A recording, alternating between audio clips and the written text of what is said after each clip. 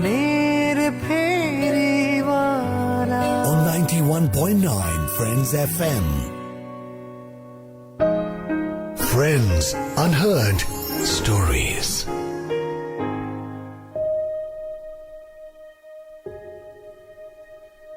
কেবিনে ঢুকতেই চাঁপা বলল, মাসিমা আইস বমি করেছেন। বিশাখা সোফায় বসতে বসতে এসিটা 2 দাগ কমিয়ে দিয়ে বলল, কিছু উল্টোপাল্টা খেয়েছে আজ? মুসা সোলা দিয়া আমায় কদিন জোর করছিলেন, আমার কেমন মায়া লাগলো। আমি চাপার চোখে জল চলে এলো। বিশাখার রাগ হয় না আর, ক্লান্ত লাগে। চাপাকে বলল, বস আয়। চাপা পাশে বসে মোবাইল অন করে বলল, দেখা দিদি ভাই কি আনন্দ করে মাসিমা খাচ্ছেন। চাপা রেকর্ড করেছে। তার মা, এমন দুধে হেড দিদিমণি মা, যিনি কিনা আজীবন ছোঁয়াছুঁই জাতপাত মেনে এসেছেন, সে চাপার হাতে রান্না খাচ্ছে। সত্যি কি ভালোবেসে দাঁড়িয়ে দাঁড়িয়ে খাচ্ছে মা। বিশাখা চাপার দিকে তাকালো। সে উৎফুল্ল মুখে মোবাইলের দিকে তাকিয়ে। বিশাখা বলল, আমার মোবাইলে সেন্ড করে দে। দাঁড়া, আমি হটস্পট অন করি, তুই মোবাইলটা আমায় দে। বিশাখার বয়স 40-এর কোটা পেরিয়েছে সদ্য। বিয়ে করেনি, আইটিতে কাজ করে, একা একা ফ্ল্যাটে থাকে। মা থাকতো বেলঘরিয়া, একাই। 24 ঘন্টা দেখাশোনার লোক থাকতো যদিও। 4 মাস আগে লিভার ক্যান্সার ধরা পড়ে। আজ ঘুমোচ্ছে সারাদিন, ঘোর লেগে আছে যেন। আর সময় নেই বেশি, বিশাখা বুঝতে পারছে। রোজ অফিস থেকে আসার সময় ফুল কিনে আনে। মা ফুল ভালোবাসে কিনা জানেনি কোনোদিন, নিজের জন্য আনে। টেবিলে রাখা ফুলদানিতে সাজায়, নিজের ভালো লাগে। এত কাছে মৃত্যুকে বড় অসহ্য লাগে। মৃত্যু সবসময় যেন ইন্ট্রুডার। মা কোনোদিন ফুলের দিকে তাকিয়েছে? মনে হয় না। বিশাখা কেবিনে এসে আগে বেডশিটের দিকে তাকায়, তারপর মায়ের ড্রেসের দিকে। কোথায় ভিজে আছে কিনা, কোথাও ব্লাড আছে কিনা। মা আর কথা বলেনি। বিশাখা সোফায় বসে বসে বই পড়েছে, মোবাইলে সিনেমা দেখেছে, টেক্সট করেছে, ইনস্টাগ্রামে ছবি দিয়েছে। মা পাশে। এই বোধটাকে বুকের মধ্যে বারবার জন্ম দিয়েছে, নাড়াচাড়া করেছে। বারবার মাথায় ঘুরে ফিরে এসেছে মায়ের বেডে বসে খাওয়ার দৃশ্যটা। মানুষ এমন হয়ে যায়, নিজের ব্যক্তিত্বের কিছুমাত্র রেশ থাকে না। ফাঁকা কেবিনটায় বসে তখন মায়ের জ্ঞান ছিল। চাপা মাকে টয়লেটে নিয়ে গেছে। মা বসতে চাইছে না কমোডে, চাপা বোঝাচ্ছে। বিশাখা মায়ের বেডে শুলো। আজ বাড়ি থেকে সোজা এসেছে, শাড়ি পরেছে, মায়েরই শাড়ি। পাটা টান টান করে শুয়ে ছাদের দিকে তাকিয়ে বিশাখা। মৃত্যুর আগে কি ভাবে মানুষ? বিশাখা জীবনে তেমন কেউ নেই। 40-এর পর যে বন্ধুরা টিকে যায়, তারা মোটামুটি টিকেই যায়, কোথাও পড়েছিল। যারা মতলবে এসেছিল তারা নেই আর, মতলব ফুরিয়ে গেছে। বিশাখাও সরে এসেছে অনেকের কাছ থেকে। এই যে একা বেডে শুয়ে থাকা, সে যখন শুয়ে থাকবে, কে আসবে? কেউ এলেই কি ভালো লাগবে? জুন মালহোত্রা, তার ইমিডিয়েট বস, তার এক মেয়ে লন্ডনে পড়াশোনা করে। জুন বলে, আমি চাই একা মারা যেতে। আমি জানি আমার মেয়ে আসবে না। জুন ডিভোর্সি, এক্স হাজব্যান্ড অস্ট্রেলিয়ায়, আবার বিয়ে করেছে। উইকেন্ডে ভিডিও কল করে। ছেলে আছে একটা, আশিস, জুনের বাবার নাম। সব ভীষণ প্রেডিক্টেবল হয়ে যায় একটা স্টেজের পর লাইফে, এক্সেপ্ট ডেথ। বিশাখা শরীরটা ছেড়ে দিল তুলোর মতো, যেন সমর্পণ করছে কাউকে। কাকে? ঈশ্বর, নাকি ভবিতব্য, নাকি চিকিৎসকের হাতে? এক্সপেরিমেন্ট। দিদি।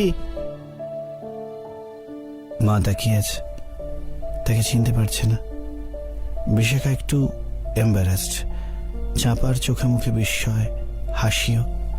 বিশাখা সোফায় বসে শাড়িটা ঠিক করতে করতে বলল, ও হলো না গো, বসেই থাকলো, তোমায় চা এনে দেবো?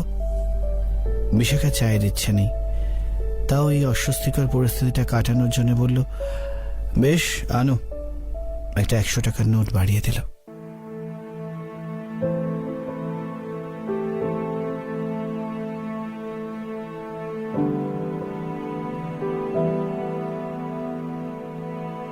চাপা চা আনতে গেল। মা তার দিকে তাকিয়ে বসে, চিনতে পারছে না। বিশাখাও মায়ের দিকে তাকিয়ে। কি ভাবছে মা? কি ভীষণ যন্ত্রণা পাচ্ছে মানুষটা। বালিশটা মুখের উপর চেপে ধরলেই সবটা মিটে যায়। পটাশিয়াম সায়ানাইড দোকানে পাওয়া যায়, কেকের সঙ্গে মিশিয়ে দেওয়া যেত। মায়ের কেক ভীষণ প্রিয়। তুমি কি হাসিদির মেয়ে? বিশাখা হাসি মাসিকে একবার দেখেছে। হাসি মাসি নিউ জার্সিতে থাকতো, মারা গেছে, গল ব্লাডার ক্যান্সার। হাসিদির মেয়ের নাম অ্যানা। হাসিদির বর ছিল ইউরোপিয়ান। অ্যানার মতো দেখাচ্ছে তাকে, ভীষণ অবিস্ত অ্যানা। ছি মা। না, আমি তোমার মেয়ে বিশাখা। আমার মেয়ে নেই, মারা গেছে গঙ্গায় ডুবে। বিশাখা চুপ করে মায়ের চোখের দিকে তাকিয়ে। কথাগুলো উচ্চারণ করতে জিভ জড়িয়ে যাচ্ছে মায়ের। জিভে ক্যান্সার হতে পারত, তবে তার কথাই বলতে পারত না। নিঃশব্দ কেবিনে মা মেয়ে বসে থাকত মৃত্যুর অপেক্ষায়। কেবিনে একটা ঝাঁঝালো গন্ধ মায়ের শরীর থেকে আসছে।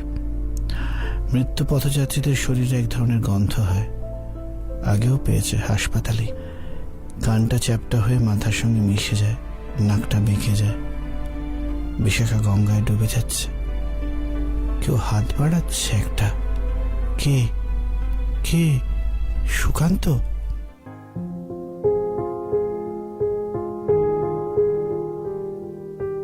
চার বছর সম্পর্ক ছিল।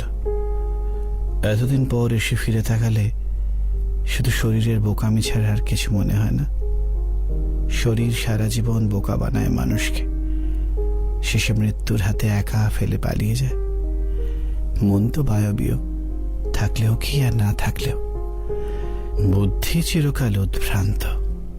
চাপা চা নিয়ে মোবাইলটা নিয়ে বাইরে গেল, ছেলের সঙ্গে কথা বলবে। ওটা কি কফি? না, চা খাবে? তোমার জাত কি? যাত্রার হাতে আমি খাই না। চোখ জুড়িয়ে আসছে মায়ের। ঘুমাবে। শুতে গেলে মাথাটা বেডের লোহায় ঠুকে যাবে। মৃতপ্রায় মানুষের মাথা ঠকা নিয়ে কেউ ভাবে না। ঠুকে যাক মাথা। বিশাখা তবু উঠল না। চায়ে চুমুক দিয়ে তাকিয়ে থাকলো অপলক। শ্বাস দ্রুত, মুখের পেশি শক্ত। কি করে মা দেখবে? এই কেবিনে এর থেকে বেশি চেঞ্জ কি আশা করবে আর? মাথা টুকলো না। বালিশের আন্দাজে মাথাটা ঠিক সরে এলো। বালিশে মাথা রেখে ঘুমিয়ে পড়ল। বিশাখার চোয়ালের পেশি নরম হলো। চায়ের কাপটা পাশের টেবিলে রেখে মায়ের মাথার কাছে এসে দাঁড়ালো। ঘুমন্ত মানুষকে নিজের মতো করে পাওয়া যায়। মাথায় হাত রাখলো। চোখের কোলে জল জমে এলো। নাকের কাছে প্রাচীন এক কান্না। মা তুমি যাও, আমি ক্লান্ত। তুমি যাও, আমি একটু ঘুমাই।